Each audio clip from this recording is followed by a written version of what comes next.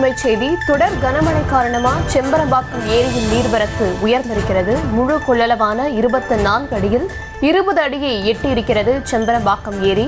ஏரிக்கான நீர்வரத்து வினாடிக்கு 4217 கனஅடியாக அதிகரித்துள்ளது.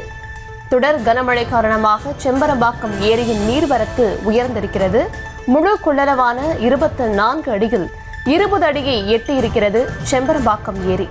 ஏரிக்கான நீர்வரத்து வினாடிக்கு 4217 கனஅடியாக உயர்ந்திருக்கிறது. கனமழை காரணமாக நீர்வரத்து தொடர்ந்து அதிகரித்த நிலையில் செம்பரம்பாக்கம் ஏரியின் நீர்மட்டம் 20 அடியை எட்டியுள்ளது. ஏரிக்கான நீர்வரத்து நேற்றிரவு 3675 கனஅடியாக இருந்த நிலையில் தற்போது 4217 கனஅடியாக அதிகரித்துள்ளது.